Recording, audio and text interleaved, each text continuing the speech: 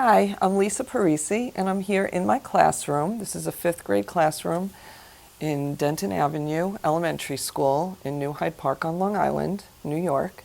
And I'm here in my lovely classroom to talk about how I make connections with my students and other classes around the world, and how we get global, especially through blogging.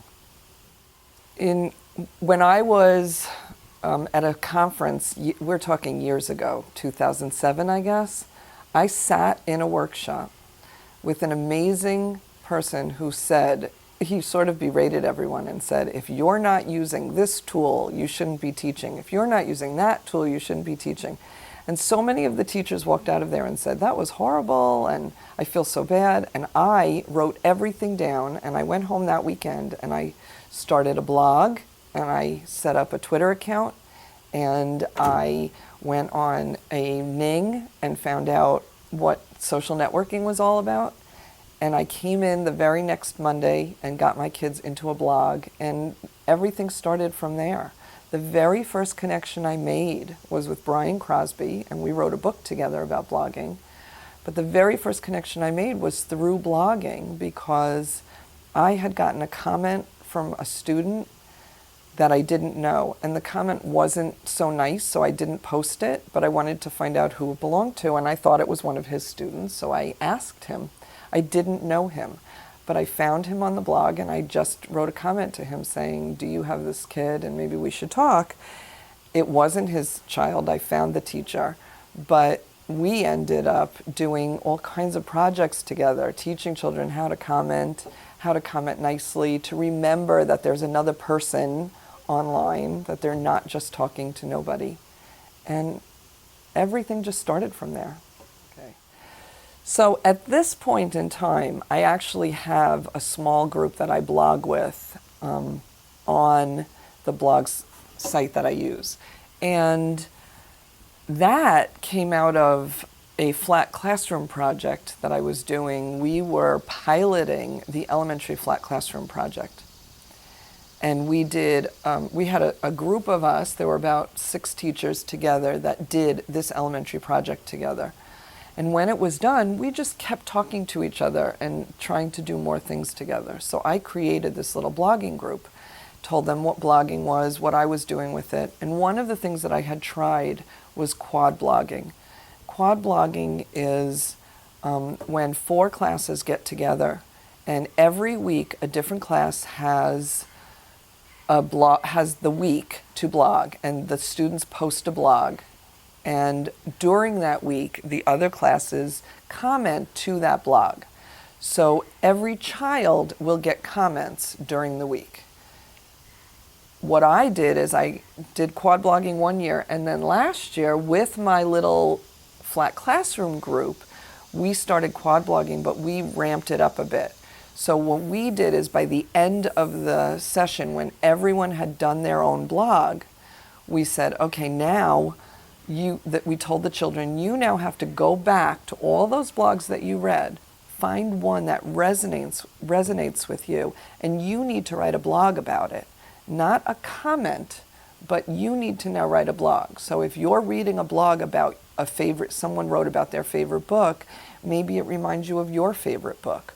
Or maybe it reminds you about why you really struggle with reading and how you're learning to love reading now. And that would be your blog. And then you have to link back to the original blog, go back to the original blog and comment in their blog that you wrote a blog about theirs. And it got a whole new set of blogging and commenting going on. And I really liked that part of it, because that's how adults blog.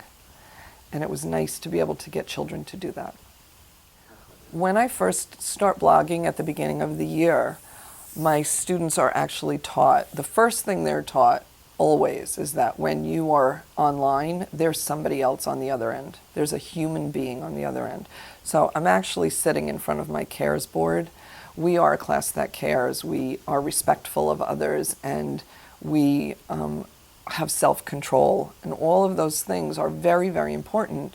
Even when you're online and you don't see the person that you're talking to, you have to remember that there's another person.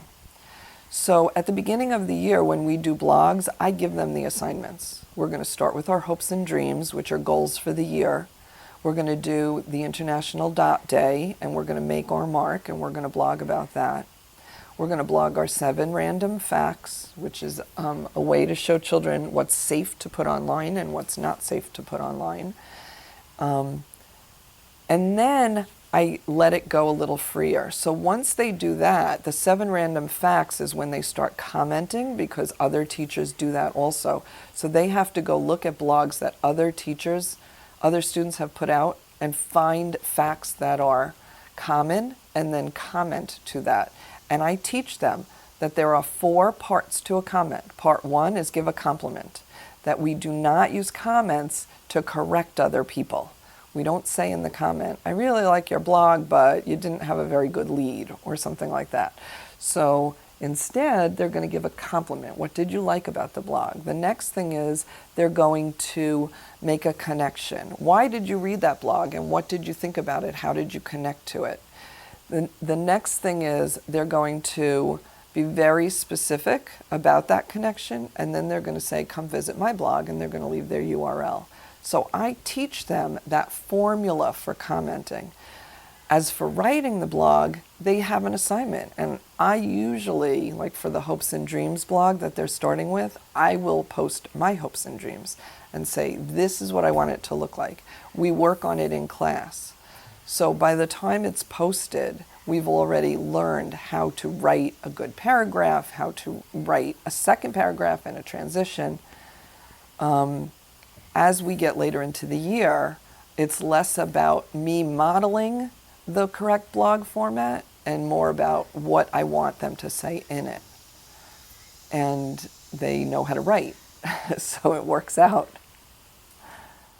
There are a lot of classroom blog platforms out there, and it was important for me to find one that was not only kid-friendly, but I was able to monitor it. So some of them were taken out right away from me. I know a lot of teachers use Blogger.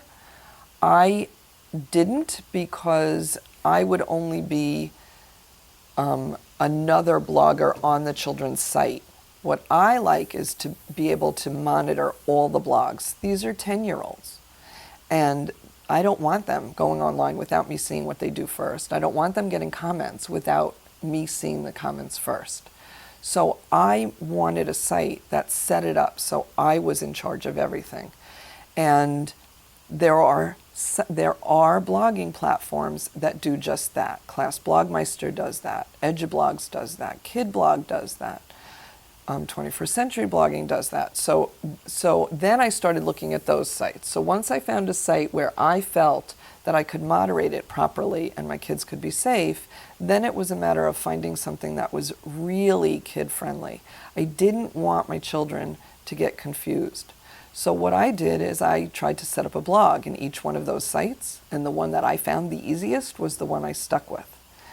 And I have like a 10-minute rule, basically. When I'm using a new tool, if I can't figure out the real basics in 10 minutes, I won't use the tool, because I need to be able to show it to my students. My students then learn much more about it than I ever knew, which is wonderful, but I need to be able to show them the basics. And if I can't explain it in less than 10 minutes, they're not going to want to use it. So I found a site that I could do in 10 minutes. When I first started blogging, I did not allow my children to put their names on the site, so they all made up this pseudonym that they blogged under. I found it confusing because every time I was looking at a blog, I would have to say to the class, okay, who is, the best writer? Who is Hannah Montana? Whoever, I didn't remember everyone's name, and I had to find out who it was. Now I use first names, and we are the Denton Dynamos, so it's always their first name with a DD after it, so people know it comes from our class. But I like using first names because when they talk to other children, they know. We do a lot of collaborative projects off of our blogging buddies. So there are classes that we do huge projects with. We'll do like a whole science unit with online and never meet them in person. But they need to know each other's names because for 6 weeks they're going to be communicating through Google Docs or through blogs or through Edmodo. And they need to know who they're speaking with. And if they don't know the person's real name and the person doesn't know their real name, it makes it very difficult to communicate. So now we use first names, not last names. And that is the COPA laws. So you aren't actually allowed to use last names if a child's not 13. I have participated in many, many global projects. I've won awards for many of the projects that I've created. And people often ask me how I find the people to work with. And it really does come from all over. The first and foremost, most important thing for you to do as an educator is put yourself out there. If you don't talk to anybody online, you will never be able to find connections for your students. I am on Twitter. I have a lot of followers. I follow a lot of people. I am on Facebook. I only follow educators on both Twitter and Facebook, educators and people in the education field. So it's not personal. I'm not following Ashton Kutcher and trying to find out what he's doing. This is really about education. Because I have so many followers, when I'm doing a project, for example, last year I did a project on natural disasters. And when I created it because I was doing a geography project, and I decided the children could learn about geography through natural disasters and what kind of geographic features each natural disaster needed and where they were in the world. And so I went online during the summer and I posted that I was doing this project and I was looking for a partner. And I found a partner. Donna Roman was somebody that I had already connected with, so she was following me. She's part of my little blogging group. And she said she would love to do the project with me. And we won an award for it. She helped me create it. This year I'm doing a project on the United States government and how laws are changed with different parts of the government. And again, I'm looking for partners. I posted it online. I've had a number of people come back to me saying they're interested. When I did the Harris Burdick project with Brian Crosby, that was a writing project. We posted it online and a number of people came back, and we had 14 teachers involved in that and partnered up with other teachers. The same with, I've done a poetry project that won an award. I did a time zone project that won an award. All of that was done by just posting online saying, this is what I want to do. We would write a blog about it, and people who read our blog would come and say they wanted to be part of it. I would post it on Twitter. I'd post it on Facebook. I posted it in Classroom Nings. I'm part of a global classroom project that posts different sites. Even Skype now has Skype in the Classroom where they post projects, global projects. So I find global connections through those sites. I also started doing mystery Skype calls, which is a great way for children to learn about geography. We call another class, they don't know who we're calling, and the other class doesn't know where we are. Only the teachers know each other. And the children, through a series of yes and no questions, have to figure out where the other class is. We started in the United States and then went global. And the global was a little more tricky because time zones make it difficult for us to be in school at the same time as other classes. So a lot of times the teacher came in and Skyped with us. And then I would go in and Skype with the teacher. Sometimes the teachers were able to have sleepovers with their kids so that they would come in and Skype with us in the middle of the night.